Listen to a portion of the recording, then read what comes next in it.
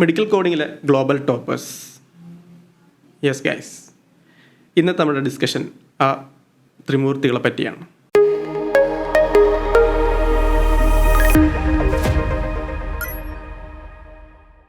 Guys, welcome to a new session. നമുക്കെല്ലാവർക്കും അറിയാവുന്ന കാര്യമാണ്, മെഡിക്കൽ കോഡിങ്ങിൽ ഏറ്റവും പ്രധാനപ്പെട്ട ഒരു എൻട്രി ലെവൽ കോഡർ കരസ്ഥമാക്കുന്ന CPC എക്സാമിൻ്റെ ഗ്ലോബൽ ലെവലിലെ ഏറ്റവും ഹൈ സ്കോർ എന്ന് പറയുന്നത് 98% ആണ് അല്ലേ. മിനിമം വേണ്ടത് 70 ആണ്. എൻ്റെ ഏറ്റവും ഗ്ലോബലി നേടിയിട്ടുള്ളത് ഇപ്പോൾ 98% ആണ്. അപ്പോൾ വ്യത്യസ്തമായിട്ടുള്ള ആളുകളാണ് മെഡിക്കൽ കോഡിങ് പഠിച്ചിട്ട് ജോലി നേടുന്നത്. അപ്പം നമ്മളെ സംബന്ധിച്ചിടത്തോളം കാർഡിയയുടെ മെഡിക്കൽ കോഡിങ് ഹിസ്റ്ററിയിൽ വ്യത്യസ്തമായിട്ടുള്ള ഫീൽഡിൽ നിന്ന് വന്നിട്ട് ഈ 98 എന്ന് പറയുന്ന ഗ്ലോബൽ ഈ ഒരു സ്കോർ നേടിയിട്ടുള്ള 3 ആളുകളെയാണ് നമ്മളിന്ന് പരിചയപ്പെടുത്തുന്നത്. അപ്പം ഇതിൻ്റെ ഏറ്റവും വലിയ ഹൈലൈറ്റ് എന്ന് പറയുന്നത് അല്ലേ, നമ്മൾ മെഡിക്കൽ കോഡിങ് കോഴ്സ് സ്റ്റാർട്ട് ചെയ്തതിന് ശേഷം ഇത്രയും നാളത്തെ എക്സ്പീരിയൻസിൽ ഒരുപാട് ആളുകൾ സ്കോർ ചെയ്തിട്ടുണ്ട്, നല്ല സ്കോറുണ്ട് അല്ലേ. അപ്പോൾ അതിൽ നമ്മളെപ്പോഴും അതിൻ്റെ ഒരു റാങ്കിങ് ലെവലൊക്കെ എടുക്കുകയാണെങ്കിൽ അപ്പോൾ നമ്മൾ പറയാം അതിൻ്റെ ഏറ്റവും പെർഫോമൻസ് കൂടിയ ആൾ നമ്മളൊന്ന് ജസ്റ്റ് അത് ഫിൽറ്റർ ചെയ്ത് അനുസരിച്ച് പറയാറുണ്ട്.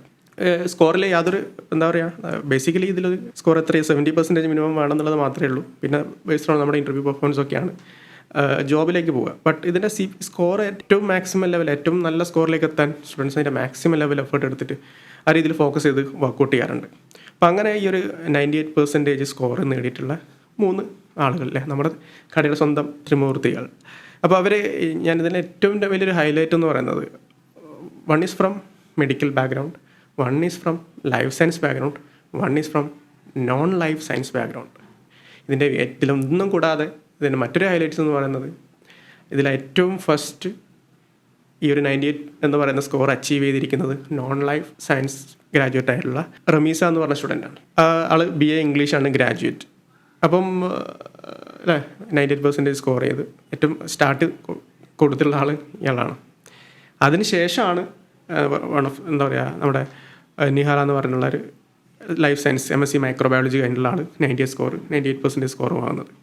അതിനുശേഷം ഇപ്പോൾ റീസെൻ്റായിട്ട് 1 വീക്ക് മുന്നെയാണ് ഡോക്ടർ ഫാത്തിമത്തുൽ ഷംല, ഈ BHMS ഗ്രാജുവേറ്റ് ആണ്, ആൾ 98%ലേക്ക് എത്തുന്നത് അല്ലേ. അപ്പം ഇത് മെഡിക്കൽ ആവട്ടെ, ലൈഫ് സയൻസ് ആയിക്കോട്ടെ, നോൺ ലൈഫ് ആയിക്കോട്ടെ, നമ്മുടെ എങ്ങനെ ക്രാക്കിംഗ് എക്സാമിനെ കാണുന്നു, എത്രത്തോളം നമ്മൾ എഫേർട്ട് എടുക്കുന്നു, അതിനെ ബേസ് ചെയ്താണ് എൻഡ് ഓഫ് ദ ഡേ ഇതിൻ്റെ റിസൾട്ട് വരുന്നത്.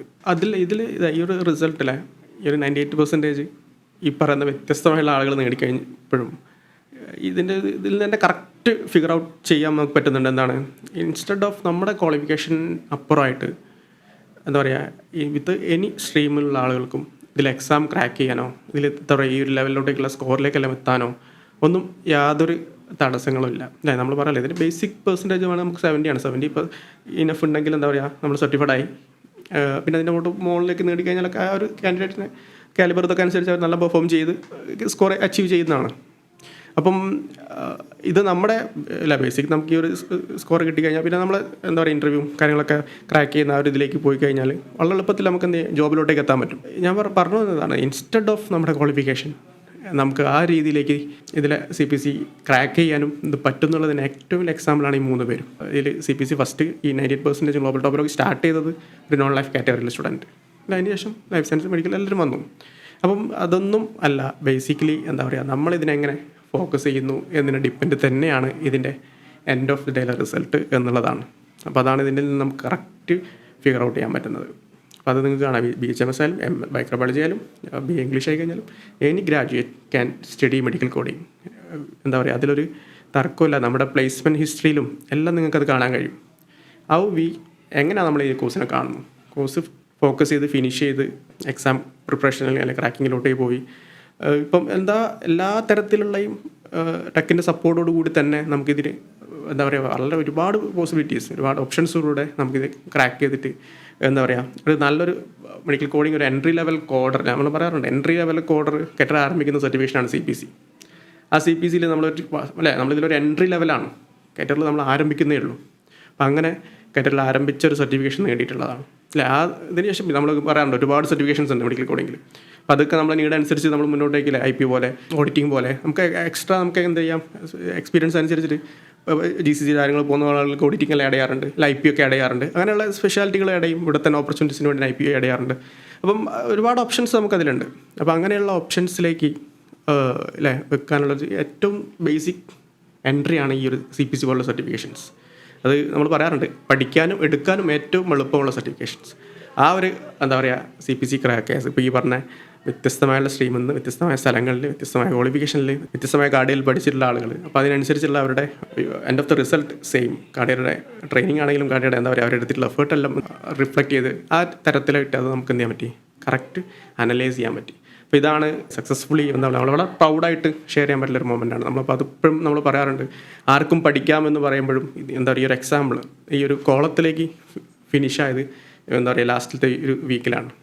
എൻ്റെ ഏറ്റവും കൂടെ ഒരു മെഡിക്കൽ ഗ്രാജുവേറ്റ് നേടിയ സമയത്ത് ആ കോളം ഫില്ലായി. അപ്പോൾ ആർക്കും പഠിക്കാം എന്നുള്ളതിൽ എന്തില്ല, യാതൊരു ഡൗട്ടും ഇല്ല. അപ്പം തീർച്ചയായിട്ടും നമ്മൾ കരിയർ ഡെവലപ്പ് ചെയ്യാൻ പ്ലാൻ ചെയ്യുന്നവരില്ല ഓപ്പർച്യൂണിറ്റീസ് അല്ലേ, നമ്മൾ എക്സാം അല്ലേ ഞാൻ പറഞ്ഞല്ലോ സ്കോർ എന്ന് പറയുന്നത് എന്താ പറയുക നമ്മൾ സെക്കൻഡറി, നമുക്ക് ജോബ് തന്നെയാണ് ഇതിലൂടെ വേണ്ടത്. 3 മന്ത് കോഴ്സ് കഴിഞ്ഞ് സർട്ടിഫിക്കേഷൻ നേടി പെട്ടെന്ന് ജോബ് എത്തി കരിയർ ഡെവലപ്പ് ചെയ്യുക എന്നുള്ളത് തന്നെയാണ് ഇത് വേണം. പക്ഷേ നമ്മളെപ്പോഴും ഒരു ഫോക്കസ്ഡ് ആയിട്ട് മൂവ് ചെയ്ത് കഴിഞ്ഞാൽ നല്ല പെർസെൻറ്റേജിലൂടെ അല്ലെങ്കിൽ ഇതിനോടൊക്കെ ചെയ്ത് കഴിഞ്ഞാൽ നമുക്ക് ഒരുപാട് നോളജ് ഉണ്ടാവും അല്ലേ, നല്ല രീതിയിൽ നമ്മൾ പ്രാക്ടീസ് ചെയ്യും. അതിനനുസരിച്ച് നമുക്കത് ഇൻ്റർവ്യൂലൊക്കെ റിഫ്ലക്റ്റ് ചെയ്യും.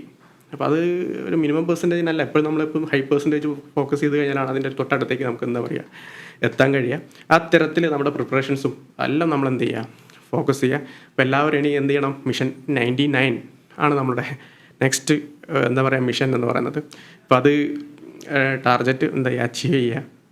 അത് എല്ലാവർക്കും അതിനുള്ള എന്താ പറയുക ആ തരത്തിലേക്ക് പ്രിപ്പറേഷൻസിനെ മോൾഡ് ചെയ്യാനും അപ്ഡേറ്റ് ചെയ്യാനും എല്ലാം സാധിക്കട്ടെ എന്ന് ആശംസിക്കുകയാണ്.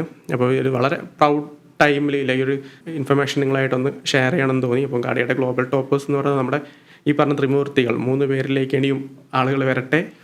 എന്താ പറയുക കൂടുതൽ സ്കോർ നല്ല പെർസെൻറ്റേജിലൂടെ കുട്ടികളെല്ലാം എക്സാമെല്ലാം ക്രാക്ക് ചെയ്ത് പെട്ടെന്ന് തന്നെ അവർ കരിയർ ആരംഭിക്കട്ടെ. ഒരുപാട് ഓപ്പർച്യൂണിറ്റീസ് സ്റ്റില്ലാണ്. നമുക്കൊരു കോഴ്സ് കഴിഞ്ഞിട്ട് ജോബ് ഓപ്പർച്യൂണിറ്റി ഇല്ലാത്തൊരു പ്രശ്നം എക്സിസ്റ്റിംഗ് അല്ല. നമുക്ക് കരിയർ എക്സ്പീരിയൻസ് ഗെയിൻ ചെയ്യാനും സ്റ്റാർട്ട് ചെയ്യാനുള്ള എല്ലാ ഓപ്ഷൻസും റെഡിയാണ്. അത് ഓപ്പർച്യൂണിറ്റീസ് അല്ല, ഏത് ഓപ്പർച്യൂണിറ്റി ആണെങ്കിലും ആ ഓപ്പർച്യൂണിറ്റി ആയിട്ട് മുന്നോട്ട് പോവുക, എക്സ്പീരിയൻസ് ഗെയിൻ ചെയ്യുക, കരിയർ ഡെവലപ്പ് ചെയ്യുക, ആഡ് ഓൺ ചെയ്യുക, നല്ല രീതിയിൽ ഗ്രോത്ത് ഉണ്ടാക്കുക, നല്ല രീതിയിൽ ലേണിങ്സ് ഉണ്ടാക്കുക. അതിനനുസരിച്ചിട്ട് മോൾഡ് ചെയ്ത് എന്ത് ചെയ്യാം, നമുക്ക് ഒരു നല്ലൊരു കരിയർ അപ്പ് ചെയ്ത് എന്ത് ചെയ്യാൻ പറ്റും. തീർച്ചയായിട്ടും നിങ്ങൾ ഹൈലി ഫോക്കസ്ഡ് ആണെങ്കിൽ തീർച്ചയായിട്ടും നിങ്ങളത് കൊണ്ടുപോകാൻ സാധിക്കും.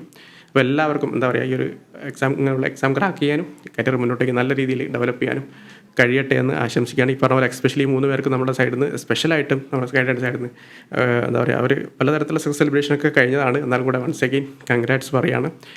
Okay, take care and by.